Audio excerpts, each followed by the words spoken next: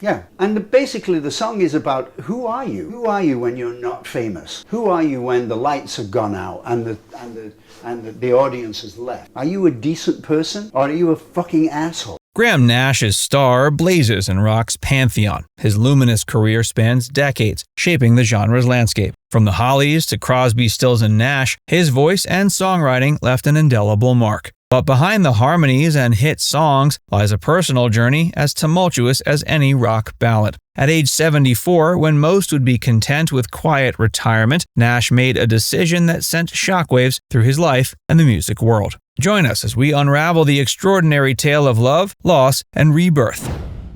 The Comfortable Life, Nash's 38-year marriage. For nearly 4 decades, Graham Nash's life seemed to embody the very essence of domestic bliss in the world of rock and roll. His marriage to Susan Sennett, which began in 1977, stood as a testament to enduring love in an industry often marked by fleeting relationships and scandalous affairs. Together, they built a life that appeared to be the perfect counterbalance to the tumultuous world of music stardom. Their family grew to include 3 children, each living a legacy of their union. As the years passed, the Nash-Sennett household expanded further with the joyous arrival of grandchildren. The family's home, nestled in the sun-soaked landscapes of Hawaii and later the serene beauty of California's coast, became a sanctuary where music and domesticity harmoniously coexisted. Nash, known for his poetic lyrics and soul-stirring melodies, often drew inspiration from his family life. In interviews and his memoir, he painted a picture of contentment and fulfillment that seemed unshakable. He described Susan as the anchor in his life, the steady presence that kept him grounded amidst the whirlwind of fame and creative pursuits. His words, both spoken and written, portrayed a man deeply in love and grateful for the stability his marriage provided. To the outside world, Nash's life appeared to be a model of balance. He continued to create music, tour, and engage in activism, all while maintaining a strong family unit. Photos of the couple at events, candid shots of family gatherings, and Nash's own accounts all reinforced the image of a rock star who had successfully navigated the treacherous waters of fame to find a safe harbor in marriage and fatherhood. The turning point. As the pages of his autobiography, Wild Tales, A Rock and Roll Life, flowed from his pen, Graham Nash found himself on an unexpected journey of self-discovery. The process of chronicling his life's adventures and misadventures became more than just a recounting of past events. It evolved into a profound examination of his very existence. Delving deep into his memories, Nash revisited the highs and lows of his illustrious career, from his early days with the Hollies to the formation of the iconic Crosby, Stills, Nash & Young.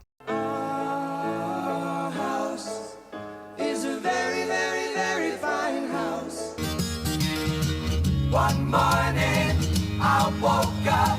As he wrote about the passionate love affairs, the creative collaborations, and the tumultuous relationships that had shaped his journey, a stark realization began to take root in his mind. The man he was writing about, the young, vibrant, and emotionally charged Graham Nash, seemed at odds with the person he had become. This introspection forced Nash to confront the present state of his long-standing marriage. The comfortable routine and familiar patterns that had once provided stability now felt constricting. He began to question whether the contentment he had long professed was genuine fulfillment or merely complacency. The more he reflected, the more he recognized a growing disconnect between his inner emotional landscape and his outward life. As he approached his mid-70s, an age when many settle into the twilight of their years, he found himself yearning for a passion and zest for life he feared he'd lost. This internal conflict raged silently, pitting the security of his established life against the allure of potential renewal and rediscovery. The man who had once written so eloquently about love and relationships now grappled with the complexities of his own heart. The autobiographical journey forced Nash to confront the uncomfortable truth. Despite the appearance of a perfect life, something fundamental was missing. This realization didn't strike like a bolt of lightning, but rather dawned gradually, gaining clarity and urgency with each day. As he penned the final chapters of his book, Nash found himself at a crossroads, facing a decision that would redefine not just his future, but the lives of those closest to him.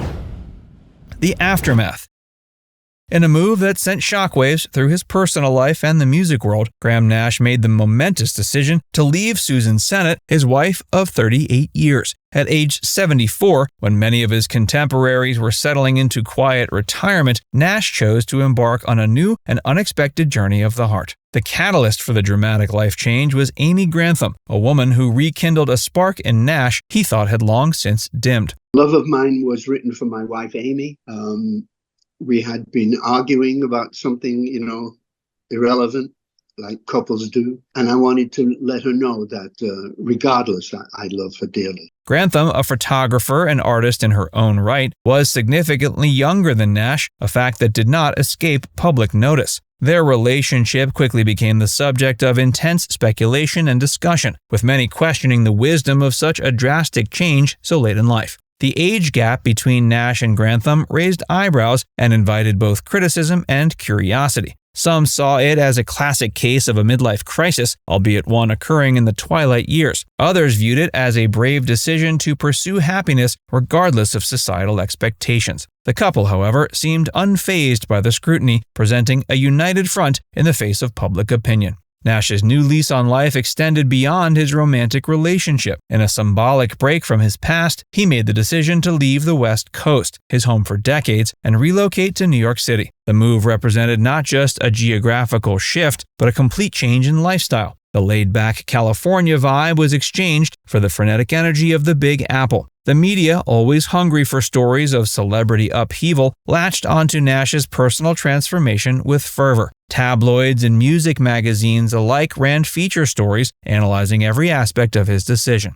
Paparazzi clamored for photos of the new couple, while entertainment shows speculated endlessly about the reasons behind the split and the nature of Nash's new relationship. Amidst the whirlwind of change and public scrutiny, Nash appeared rejuvenated. Public appearances showed a man who seemed to have found a new zest for life, smiling more often and engaging with fans and media with renewed energy. The man who had once sung about teaching his children well was now teaching the world about the unpredictability of love and the courage to pursue happiness regardless of age or circumstances. The consequences. The ripples of Graham Nash's life-altering decision spread far beyond his immediate circle, creating waves that crashed against the shores of his family life. The once tight bonds with his adult children began to fray. The Nash children, who had grown up in the shadow of their father's fame and under the nurturing care of their mother, found themselves grappling with complex emotions of betrayal, confusion, and anger. Nash, while acutely aware of the pain his decision had caused, viewed the family's reaction through a lens of personal growth and authenticity. He believed that by pursuing his own happiness, he was setting an example of living life to its fullest, regardless of age or societal expectation. But this perspective did little to bridge the growing chasm between him and his children. Despite the familial turmoil, Nash remained steadfast. He viewed this new chapter not as a rejection of his past, but as an evolution of life's journey. This perspective seeped into his music, infusing his lyrics with themes of rebirth, rediscovery, and unapologetic self-realization. His performances took on a new energy, as if fueled by the very controversy surrounding his personal life. Now it's time to hear from you. If you could completely reinvent your life tomorrow, what would you change and why? Let us know in the comments section below.